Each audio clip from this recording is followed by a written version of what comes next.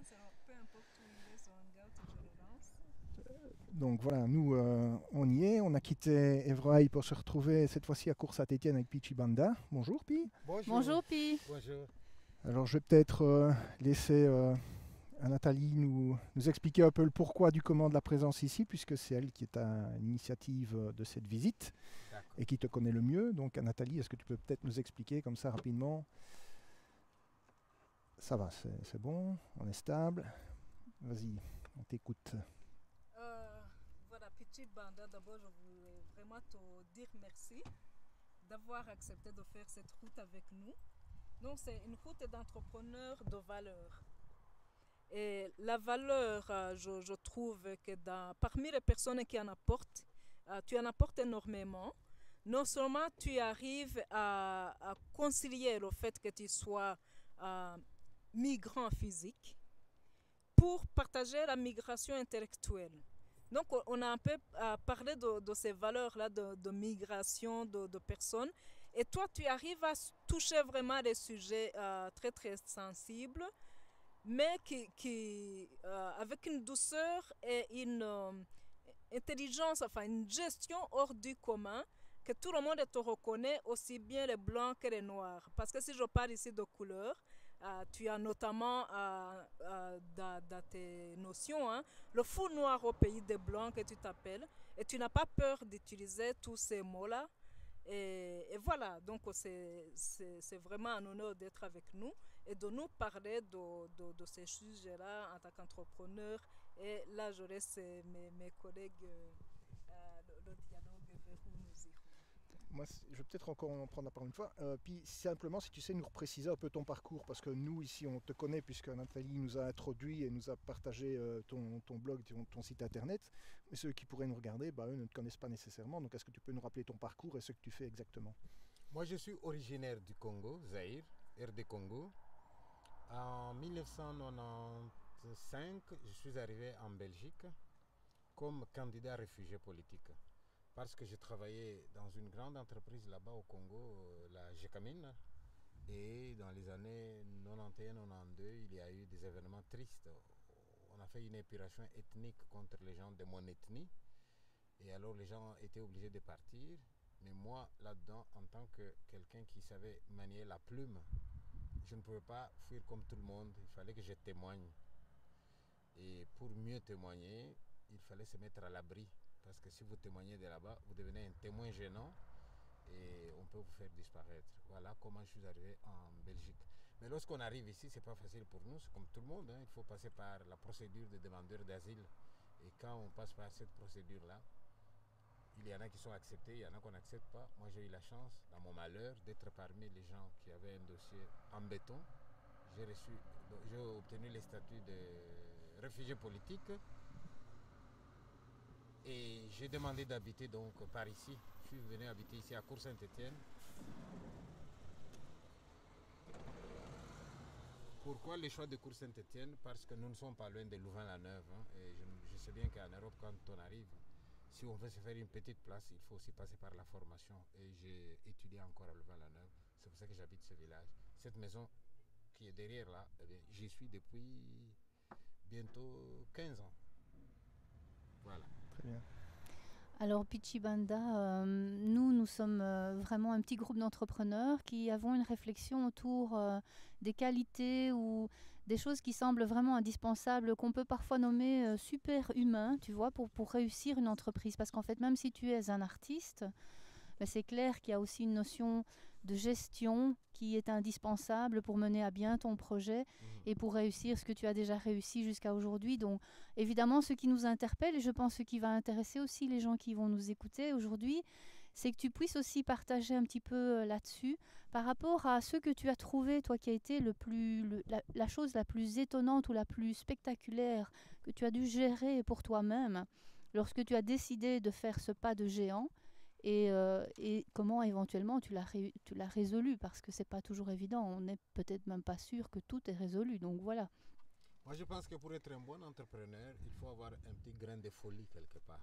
Ah, on aime la folie. Un grain de folie, c'est-à-dire refuser de marcher dans les sentiers battus, Uh-huh.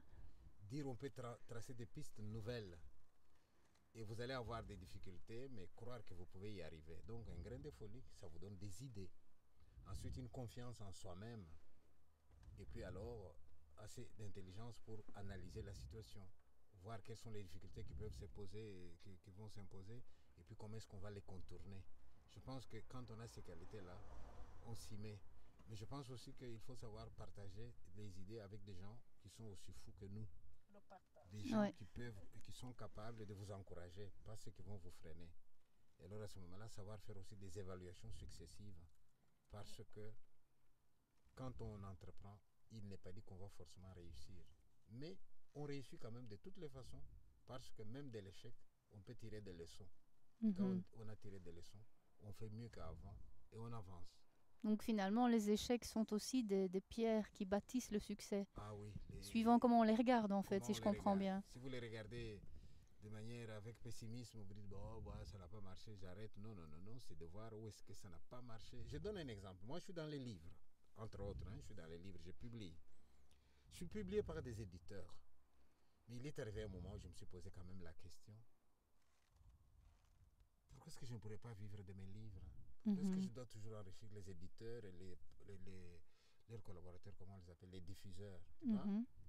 Alors là, je me dis, et si j'écrivais moi-même et je trouvais le moyen d'imprimer moi-même? C'est ça. Et je l'ai fait.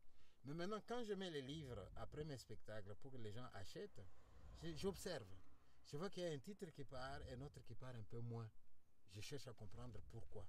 J'ai constaté par exemple qu'il y a des livres qui pèsent tellement que la personne dit oh là là, j'ai pas un endroit pour mettre ça, ça pèse Mhm. trop. Rien que pour le poids, il abandonne les livres. Donc ça veut donc dire que quand je voudrais réimprimer les livres la fois prochaine, je refuserai peut-être la couverture cartonnée pour vous prendre un peu plus léger, je tirerai la leçon. Ou encore quelqu'un qui vous dit en France, est-ce que tu peux m'envoyer ton livre? Et tu prends le livre, tu le vas à la poste, rien que le poids, le timbre, ça coûte déjà plus cher que les livres. À ce Oui, tout moment-là, à je me fait. dirais, je vais faire un peu plus léger, ça va marcher. J'ai vu aussi un éditeur avec qui j'ai partagé, parce que j'ai parlé de partage, qui est un éditeur, mais qui vous dit, je ne publie que des livres autour de 100-120 pages. Et il appelle ça des micro-romans. J'ai dit, mais pourquoi?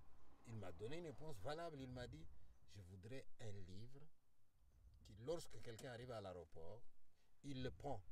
Et avant qu'il ne descende de l'avion, il a Il l'a fini. lu. Tu vois, c'est Mhm. aussi un critère de marketing. Mais tout ça, il faut, au fur et à mesure Il faut qu'on prendre en fait, considération. on prend, on tire des leçons et on applique. Voilà, ça c'est des choses qu'il y a moyen de faire. Ou encore, bon, moi je suis dans les spectacles maintenant. Mais quand j'arrive dans les spectacles et qu'on me dit, ouais mais puis attention, là où tu vas, là c'est le milieu des gens un peu extrémistes, qui n'aiment pas les gens qui viennent d'ailleurs, qui votent dans tel sens ou dans tel autre. Mais je réponds souvent, c'est ces gens-là que j'aime beaucoup. C'est facile de parler des gens qui sont acquis à ma cause. Mais aller vers les autres, là, essayer de les convaincre. Mais là, ça dépend de mon argumentation et la manière dont je vais leur parler. Je ne suis pas agressif du tout. Je donne un exemple. Bon, lorsque quelqu'un arrive du Congo ou de l'Afrique ou de n'importe quel pays, il arrive dans un village où on ne le connaît pas, il veut bien aller à Bruxelles, il n'y a pas de train. Qu'est-ce qu'il fait? Eh bien, là, je me souviens d'un proverbe que mon grand-père me disait, lorsque tu vas à l'étranger, tu ne danses pas le premier. Tu regardes comment on danse là-bas et tu danses comme eux. Ce qui signifie que je vais faire comme vous. Je vais respecter votre coutume. Alors à ce moment-là, je me mets le long de la route et je fais ça. Mhm. Et je vois les voitures qui passent, des voitures qui passent, des voitures qui passent. Je dis, on me voit ou on ne me voit pas? Je souffre. Mais les jours où j'aurai l'occasion de parler aux Européens, je profiterai de cette situation. Non pas pour dire, vous êtes des méchants, quand je suis le long de la route, vous ne me prenez pas. Je leur raconte seulement comment j'ai vu. Je dis, voilà, je prends le train. Mais quand j'ai raté le train, ça peut être difficile. Parce que là, je me mets le long de la route et je fais ça. Aucune voiture qui passe. Mais c'est vrai, hein, vous êtes pressé. C'est vrai, hein, Mhm. vous ne me connaissez pas. Je peux vous comprendre. Oh, mais qu'est-ce que vous avez raté? Vous avez raté l'occasion d'aider quelqu'un qui avait vraiment besoin de vous. Mais ça touche. Ou encore maintenant, les fêtes s'approchent. C'est le moment des partages. Il n'y a pas que les Africains, vous avez des SDF, vous avez des gens qui n'ont pas de quoi manger et les fêtes s'approchent. Et dans chaque famille, tout le monde s'apprête, on va bien manger, etc. Mais moi, je dis aux Européens dans mes spectacles, vous êtes en train de préparer la fête, préparez-vous, je viendrai moi aussi. Alors que je n'irai pas, mais je dis quand même par principe, Mhm. je viendrai. Alors là, je l'ai dit aux gens qui sont les plus agressifs. Et je leur dis, vous vous rappelez votre fête de Nouvel An de l'année passée? tout ce qu'il y avait sur la table. Les invités sont venus, vous avez commencé par un apéro, et puis au moment vous avez dit on passe à table. Mais imaginez que juste au moment où on a dit on passe à table, moi aussi j'arrive. J'ai dit madame, je peux? Vous hésitez? Ben, venez monsieur. Et j'arrive, on mange ensemble. Après j'ai dit au revoir, je suis parti. Quand je suis parti là, vous êtes resté affamé? Ou bien il y en a eu un peu moins dans la poubelle ces jours-là? Et là tu vois la salle. On Bien t'envolait sûr. une mouche. Mais maintenant pour enfoncer le clou, je leur dis, d'ailleurs quand je viendrai chez vous, n'ajoutez même pas une assiette. Parce qu'elle y était déjà. Et là les gens me regardent. Ben oui, demandez à vos papiers, à vos mamies. Vous avez oublié l'histoire de l'Europe. L'Europe a aussi de belles pages. Jadis, quand on dressait la table, on mettait une assiette en plus. Et comment on l'appelait? Je ne sais pas si vous connaissez comment on appelait cette assiette. Non. L'assiette du pauvre.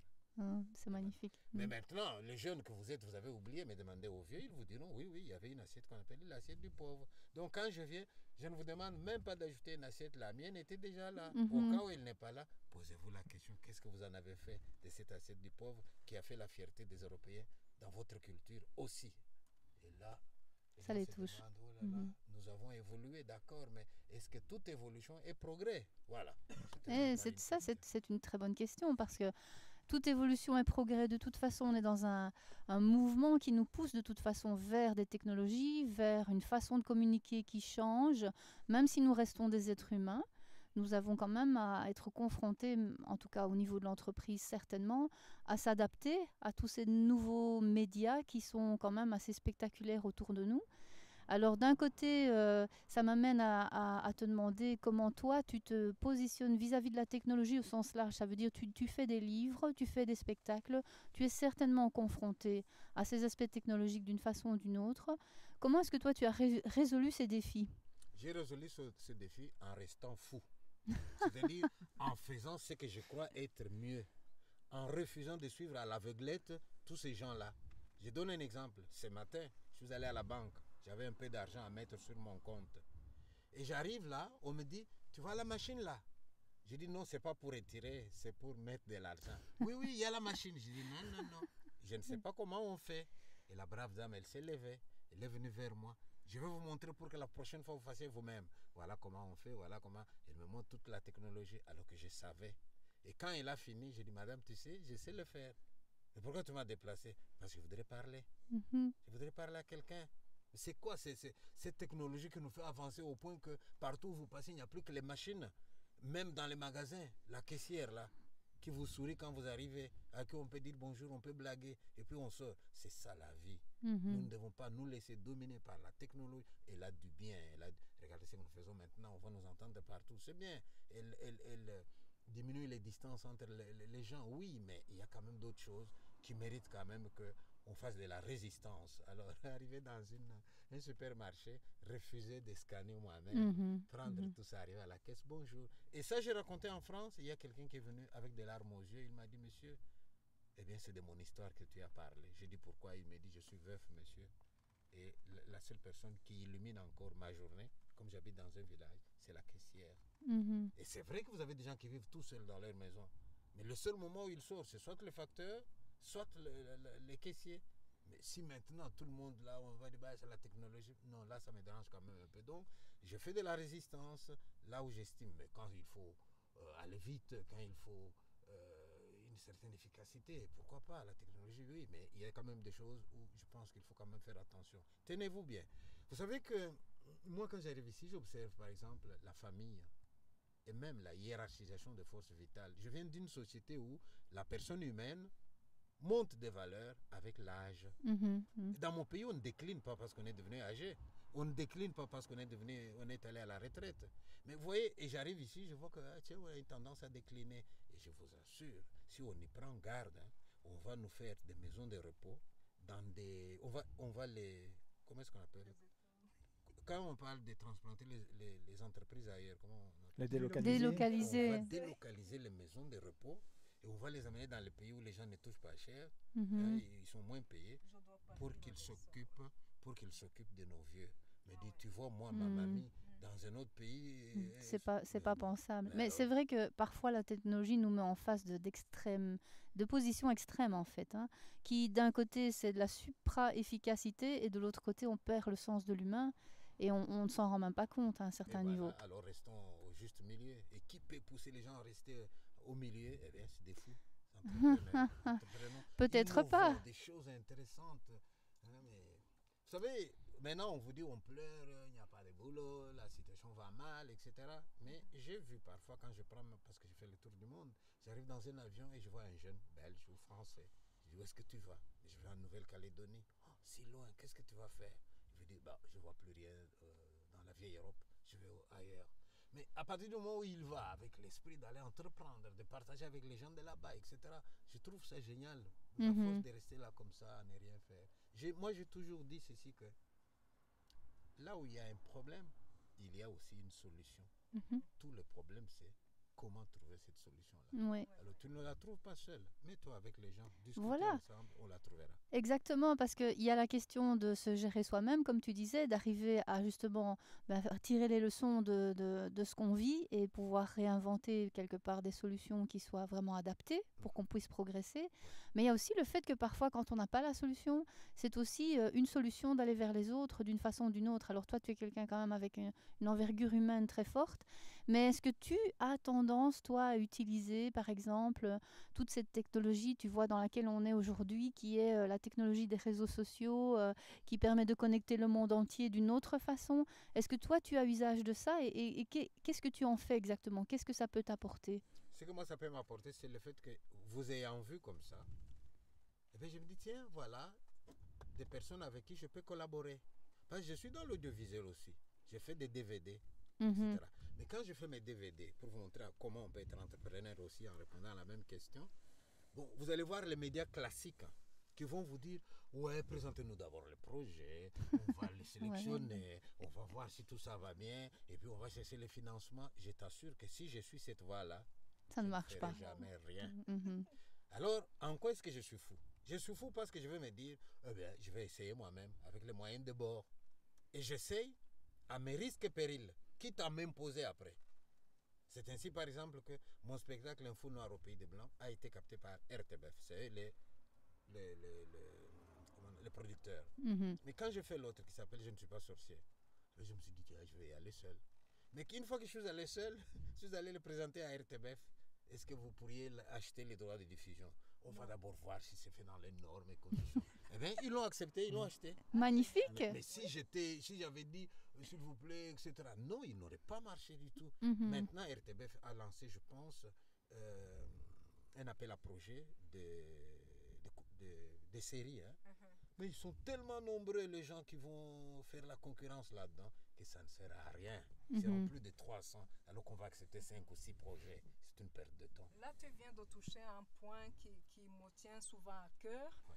Donc, le fait, en tant qu'entrepreneur, de ne pas arriver comme commandeur, mais arriver comme quelqu'un qui offre les services. Voilà, s'imposer. Ah oui. Mais le problème, c'est avoir des idées. Je vais vous donner un exemple. D'accord. Je vais vous donner un exemple concret. Oui. Quand je vois tout le matériel que vous avez ici, hein, je me dis, tiens, j'ai entendu à la télévision belge que, à l'école, en matière d'éducation sexuelle, par exemple, on vient de donner des directives aux écoles pour faire l'éducation sexuelle. Mais on n'a pas donné les contenus. Voilà un domaine vide. Oui, absolument. Vous viendriez vers moi et dire, ah, le pire aujourd'hui, on va faire quelque chose. L'artiste, c'est le pire père de famille. Tout à fait. Tu as des filles et des garçons? Oui. Comment fais-tu pour éduquer tes enfants? Je te l'ai dit. Et ma fille peut être là à côté. Mais non, mais papa, toi aussi tu exagères. Eh bien, elle argumente. Nous argumentons. Et ça vous donne des documents pédagogiques qui peuvent être livrés maintenant aux écoles et ils peuvent s'en servir. Donc tu es dans la valeur là. Mais oui. Dans la valeur. Oui, parce qu'il ne suffit pas de dénoncer la perte de valeur, mais il faut aussi les rétablir. Comment les rétablir? À ce moment-là, tous ces moyens techniques, etc., eh bien, c'est des moyens pour pouvoir y arriver. D'abord, les idées, et ceci nous sert de médium et puis des diffusions. Voilà un domaine tout à fait ouvert. Hein. Et jusqu'à il n'y a personne qui y pense. En t'écoutant, on entend aussi très fort dans ton discours à quel point c'est important de pouvoir être créatif et de se positionner différemment, de se positionner en soi-même, qu'importe ce qui vient à toi.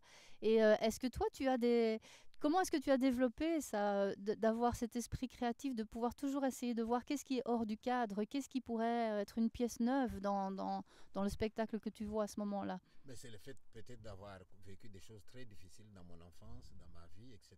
Ça vous donne des idées. Mhm. Regardez un peu dans toutes les familles, vous allez remarquer que si le papa et la maman ont connu la guerre et qu'ils savent ce que c'est que dormir sans avoir mangé, eh bien, ils vont dire, nous allons faire en sorte que nos enfants ne souffrent pas comme nous on a souffert.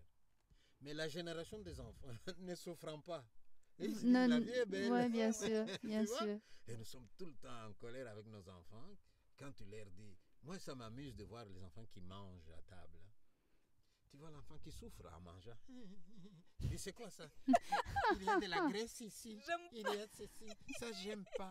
Je dis, mon Dieu. C'est Mais va voir ailleurs. Oui, Cette exact. graisse-là, moi, je ne la voyais même pas. Oui. Je pouvais me mettre à genoux pour la voir. Et là, et même quand ils ont fini de manger, tu vois, il y a encore de la viande sur les os, ils donnent à leur maman. Maman, tu veux manger ça? Et la maman, il a mangé les os avec la viande dessus. J'ai dit, oh là là, qu'est-ce qu'ils sont bien, les enfants d'aujourd'hui. Et effectivement, c'est les enfants rois, non? Oui, Eh bien. et c'est, je pense, issu d'un contexte aussi. Et bon, je crois que ce sont aussi des enfants, tous nos enfants sont issus des réseaux sociaux aussi. Tu vois à quel point ils maîtrisent, je dirais, cette notion de pouvoir être interconnectés tout le temps. Et Oui. là, parfois, ça nous dépasse aussi. Ça nous dépasse et ça peut me faire des crises dans la famille. Je le vois dans toutes les familles. Dès que tu mets tout ça, tu branches les appareils. Oups. Même la maman veut voir un film, elle appelle son fils. Hé, Marc, viens m'aider un peu. Et tu vois Marc qui vient. Combien de fois je vais t'aider? Je t'ai déjà montré comment on fait, non? Alors, Tu vois, là, il les prend sa rôles, revanche, hein. mais les rôles s'inversent du coup. S'inverse, oui. Tu es d'accord avec Oui, ça? il prend sa revanche. Oh, on fait comme ça, on fait comme ça, on fait comme ça. Oh, mais c'est quoi ça? Je vais te montrer ça combien de fois? Là, il prend sa revanche parce que Oui. son bulletin n'est pas bon, hein. Ah oui, oui, Donc, oui, il a oui, trouvé l'occasion de... Le Mais- levier. Alors, à ce moment-là, tu viens d'ajouter encore un autre élément. Mhm. Puisque les rôles sont en train de s'inverser, puisqu'il faut se mettre à la hauteur de la technologie moderne, des médias modernes, pour que nous puissions être à la page et en harmonie avec nos enfants. Que faire? Comment garder sa place? Eh bien, Comment garder ça? ouais. Ouais. Pichi, toi, il y a des choses que tu fais qui m'interpellent assez fort. Non seulement comment dire, tu travailles, tu gagnes ta vie ici en Europe, mais tu penses aussi, tu as des projets en Afrique, tu penses à l'aide. Regarde quand je t'appelle, viens, parce qu'il y a des enfants qui ont besoin de toi pour faire un spectacle et gagner un peu d'argent. Tu es là et tu arrives. Et c'est pour cette valeur-là aussi que tu es présent quelque part, comme parfois des migrants. Enfin, quand je parle de migrants, ce n'est pas vraiment des migrants au niveau immigration, etc. C'est des migrations de valeurs. Tu vis sur plusieurs continents à la fois. Et tu vis plusieurs vies. Oui. Eh bien, d'abord, je signale que la première fois que j'ai rencontré à Natal, quand tu m'as appelé pour la première fois, j'étais très occupé, très occupé. Mais je suis venu tout simplement parce que le message que tu m'avais envoyé, j'ai tout de suite lu que ça vient d'une folle. Je ne sais plus comment elle a... Qui se ressemblent s'assemblent alors. Ouais, elle m'a fait un message. On diffusera ce message-là parce que j'aurais relu. Bon, puisqu'elle l'a relu, eh bien, elle va le diffuser. Je dis, mais c'est une Oui. folle celle-là. Oui. Et je me suis dit, c'est une folle. Elle pense que je ne vais pas répondre à ce message. Eh bien, Je vais répondre. je vais répondre. Alors après, elle m'a dit, excuse-moi pour le message. Je dis, non, c'est pour ça que je suis venu. Voilà. Donc, on est ici. On s'est dit que le monde est en train de devenir un village. Avec tous ces moyens, ça nous connecte de partout, etc. Mais est-ce qu'on va oublier les gens qui sont dans des difficultés? Non. Alors, elle a des projets en Afrique, moi j'ai des projets en Afrique, et nous essayons comme ça d'aider. Alors quand elle m'a dit, viens un peu jouer ton spectacle, comme ça, la recette que j'ai, ça peut m'aider à financer ça, ça et ça. Je suis allé, hein. Elle m'a dit, ouais, mais puis je ne t'ai pas payé. Je dis, tu n'as pas à me payer, tu n'as pas à me payer. Si j'ai gagné ailleurs, eh ben, je sais faire les bases communicants avec ceux qui sont dans les valeurs. Oui. Mhm. Et Quand on est dans la valeur, ça ne se fait pas payer ces choses-là. Tu vois. Oui. Mhm. Et tu m'as dit aussi, est-ce que ton accortise est rentable? Quand je t'ai dit, tiens, tu m'envoies ta facture. Quand tu m'as dit, accortise est rentable, je te dis non, évidemment pas encore. Alors tu me dis, mais quand il sera rentable, tu m'appelleras. Voilà. Voilà, c'est ça que je lui ai dit. Et je savais bien, quand est-ce que c'est rentable. Je n'avais même pas besoin de sa réponse. Je savais que c'est pas encore rentable. Et au moins, les idées sont là. C'est pour ça que je dis que pour être un bon entrepreneur, pour aller de l'avant, il faut qu'on trouve aussi autour de nous des gens capables de nous faire confiance. Tout à fait. De dire, Beaucoup, oui. tu es en échec, ok, je peux encore te prêter. J'ai encore perdu, oui, mais ça si ça devient trop, si ça se répète souvent, ouais, mais écoute, change quand même ta stratégie. Mais comprendre que quelqu'un peut chuter, n'est pas couper tout de suite confiance avec la personne. Tu vois? Et c'est pour ça que, bon, moi j'ai aujourd'hui une école au Congo. Je viens de construire une deuxième école au Congo. Mais il y a une dame européenne qui s'appelle Charlotte, que j'appelle maintenant aussi la folle blanche. Cette dame, elle a entendu parler de moi quelque part. Et puis elle me dit, est-ce qu'on peut se voir? Je suis allé la voir. Elle me dit, voilà, moi j'ai entendu parler de ton travail, ça me tente. Est-ce que je peux te donner un coup de main? Je dis oui.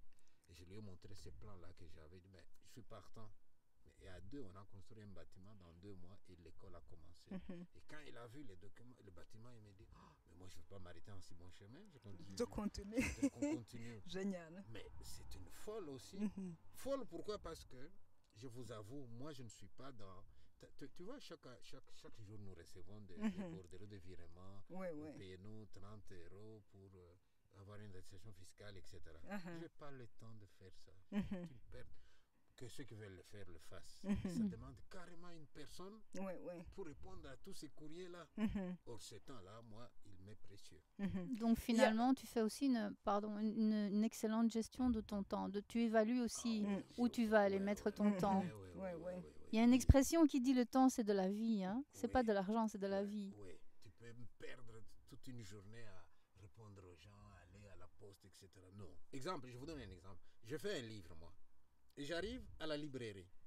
J'ai dit, voilà, j'ai des livres édités par moi. Est-ce que vous pouvez m'aider à les diffuser?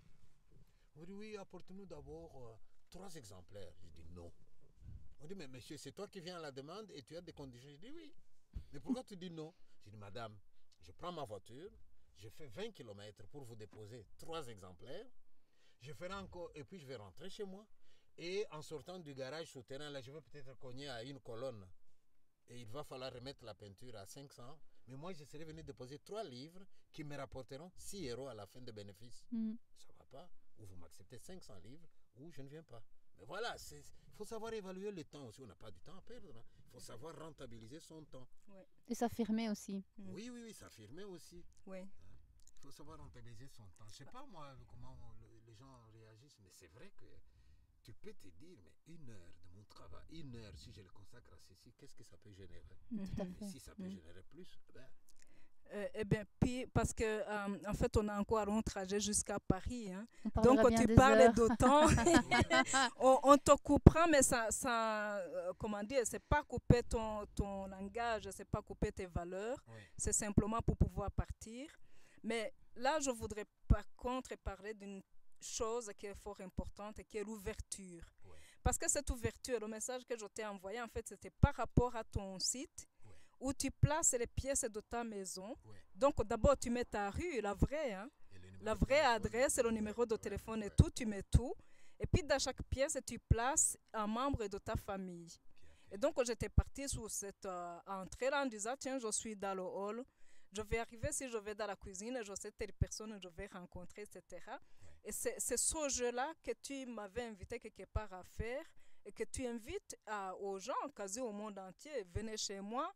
C'est là où les gens essaient de camoufler leur vie pour... voilà. Donc, cette ouverture-là, un mot dessus. Eh bien, l'ouverture, c'est le fait de se dire que on ne se suffit pas à soi-même. Si l'être humain est un être social, c'est pas qu'avec ma famille, c'est avec toi, c'est avec vous, c'est avec les voisins. Un voisin est même plus important que membre de famille.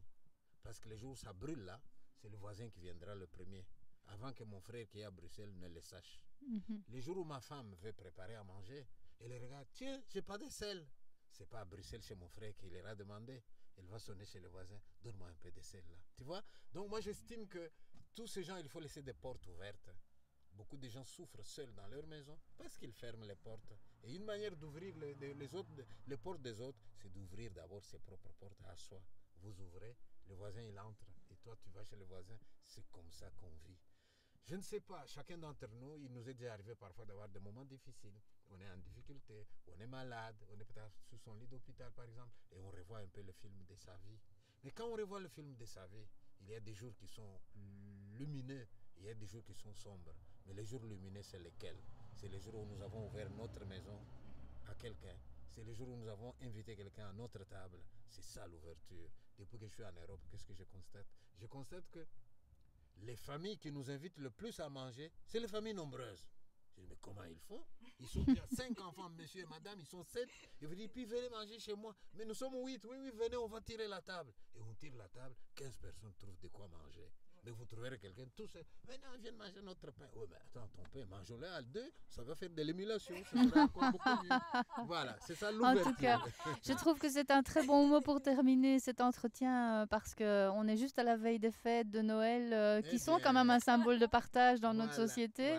Et donc voilà, tu nous donnes quelques indices pour pouvoir aller plus loin là-dedans.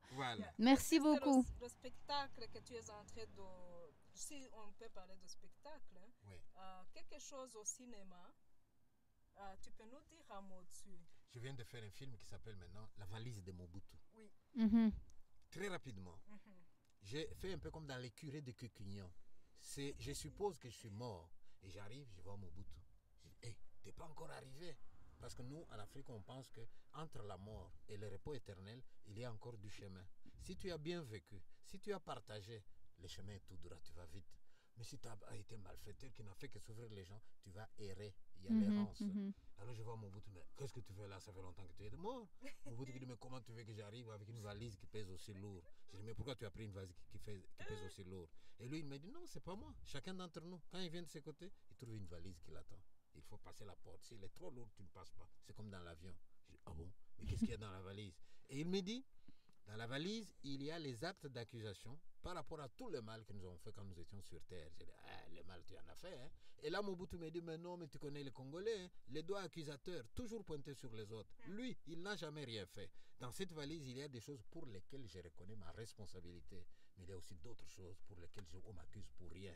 D'ailleurs, aide-moi. Nous allons regarder un à un les dossiers. Et s'il y a un dossier pour lequel tu es quand même d'accord qu'on m'accuse à tort, on l'enlève. Et on verra ce qui reste. Peut-être que je pourrais passer. Parce que moi, je me dis, s'il n'y avait que moi qui étais mauvais, comment ça va-t-il au Congo aujourd'hui? Pourquoi vous n'êtes pas bien? Si tout était moi. Et la même question, Saddam Hussein peut la poser aussi à ses compatriotes. J'étais mauvais, j'ai été pendu. Très bien. Comment allez-vous aujourd'hui? Kadhafi peut dire, je suis mort. D'accord. Comment vous allez aujourd'hui? Donc, une manière de dire que c'est vrai que le dictateur, il est dictateur. Mais n'y a-t-il pas un dictateur en chacun de nous? Voilà. Grand merci pour ces bonnes paroles. Merci, paroles de sage, paroles de fou. Pichi Banda, d'avoir accepté notre invitation, d'avoir partagé cette expérience. Nathalie n'a pas envie d'arrêter. Ah non, mais nous non plus en fait. C'est mais... là que j'allais te dire, on va continuer sur la route de Bruxelles et puis vers Paris. Mais alors, demain, non pas demain soir, Demain soir, on a un rendez-vous. Demain soir, on se retrouve à Courtise. Si jamais tu avais une minute pour te dérober, mais sinon, un tout grand merci. Merci, oui. Mes amis. Je vous remercie et je vous encourage. Merci. Si tu veux, tu peux nous suivre sur les réseaux sociaux, si ton temps le permet. Allez. Bonne journée à toi. Merci beaucoup. Merci beaucoup.